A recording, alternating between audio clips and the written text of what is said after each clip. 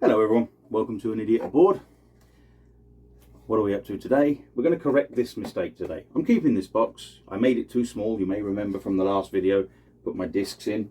Don't have any of my discs near me at the minute, but to put my discs in for my sander and cut these to the perfect size. Problem is, because I've rabbited them in, they are now too small to put the discs on. So we're going to use this for alternative storage for other things, but I'm basically going to make the same thing. I've already got 2 bits of wood. I don't know where I put them. I've already cut 2 bits of wood, slightly shorter, but that doesn't matter because the top shelf doesn't need to be quite as deep. And we just have to make it wider so that it actually fits the discs for my orbital sander. That's the plan. Whether that happens in reality or not, I guess we'll see. Keep watching. So right now you can see I'm just marking everything out so that I can get my rabbets cut in the same position on both pieces of wood. I've already marked on, ignore those marks there, I've already marked on this one where they're going to be, and by keeping them flush, which I've not done because I've just moved everything, but by keeping them flush I can use this measurement on this side and carry it through to that side, and I'll know exactly where I need to cut. That's the theory. So exactly the same process as before. Using our little knob here, I'm going to set the depth for the cut so that I don't go too far down, and then we're going to cut channels along those lines there about 1/4 of an inch in. Okay, and we'll have to take that 1/4 of an inch into account when I measure for the size of the little shelves, slide in, slide out shelves, which is the mistake I made last time by not taking that into account. Let's see how we get on. So you can see I've got the depth set here using that screw on this platform, and that means, see the little line on the wood just here, little line on the wood just there, the blade goes down to that depth and no further, so I'll be able to cut little trenches out to put the little shelves in. So first one's done. Some of them slightly larger than the other because the first cut, the top of the lip is accurately cut, but the other ones I've just nudged it down a little bit and done it by eye. So there's maybe a mil or so, or a fraction of an inch out, but not a lot. Not a lot at all. Next up, this one. Hopefully the same thing. Let's see how we get on. So the pads are 5 inch. I've got 1/4 of an inch trench cut in each of them, each of the slots. So you would think 5.5 inches should be a nice snug fit, but I don't want snug, I want a little bit of room. So what we're going to do is 6 inches. And then cut them all to size, 6 inches. Trim these up so that they're not quite as thick because I don't need them to be quite so bulky as that. I want a bit of room for my thumbs. And we'll see how we go from there. So we cut them up. I've checked them for square. Just this edge isn't square. Now I'm going to cut them along here so that just the leading edge of my sandpaper sticks out from the holder. Okay. May even, if you just excuse the mess a sec, if we look at it like that, it's going to sit like that inside, and so you just have the leading edge. I may even trim this down a little bit across there. We'll see how that goes. Well, maybe off the back because I don't want to take it off the front. It's got a nice edge on it. Okay, so we're going to use the table saw with the not great but passable mitre fence on it, so that we can cut a nice line across there, nice and square, hopefully. Okay, don't need the fence for this one, so that's a relief. Just got to get the right size across here.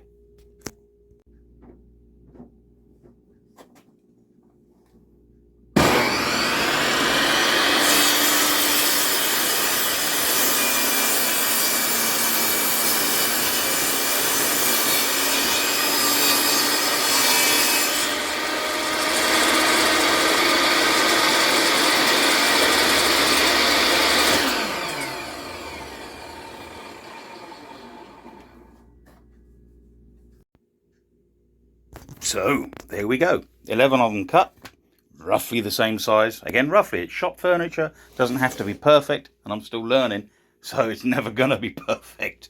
What I do need to do, though, is take a bit more care of this table saw top.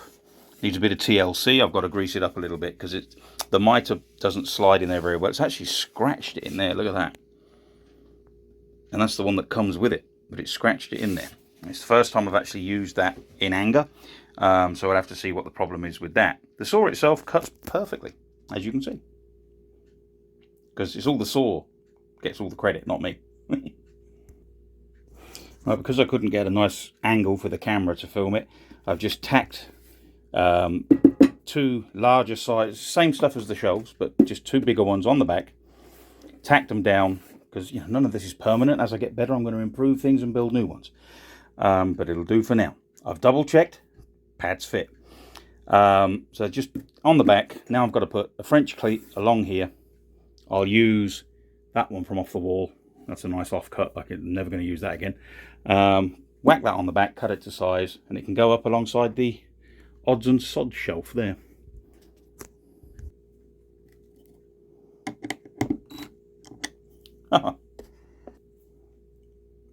Wrong sized bit for the impact driver. Just a sec. Right, this should work better. Picked up the Tigia one.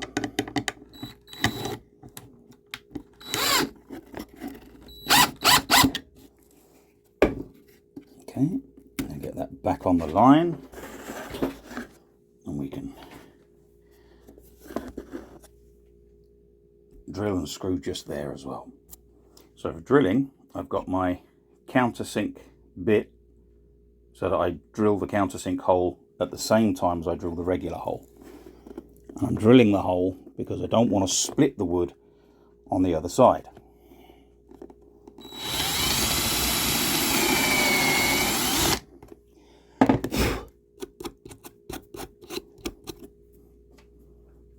Okay.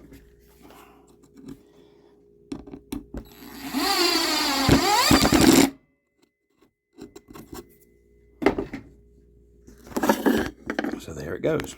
That's my French cleat whacked on the back. Whack a French cleat on it. That's what we do. Okay, let's get it up on the wall and see. Just make sure that my bits fit. So, up on the wall. Preferably in one shot, Danny. Yeah, that fits. Goes in nicely next to the other one. And...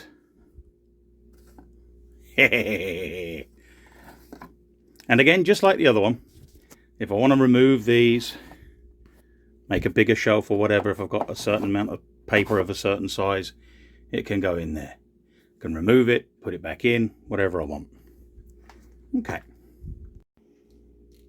So this is what they were in before. This was perked up against the wall inside in the inside of the cabinet with a couple of screws holding it up at an angle, and they were slid in there like that. And now there they are. Next to the just below the applicator pad that's going to be used to put them on the orbital sander, which is here. Yep, eventually going to upgrade this because it's only a little jobby.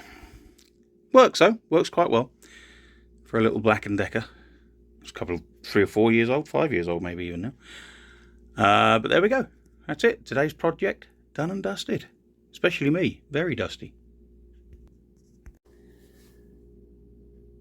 So, just before I sign off, a little bit of a progress update, if you like, or a report on how far along we're going and getting and where we're headed.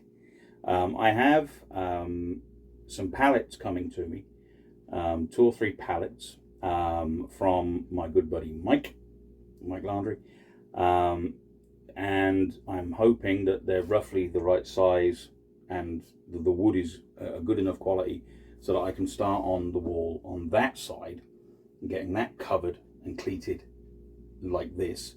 And I need to cut some more material down to make more cleats. The more cleats I've got, the more crap I can get up off the floor and off the units and out the way, the neater and tidier it will start looking, the happier I will be. And a happy Danny is a good Danny.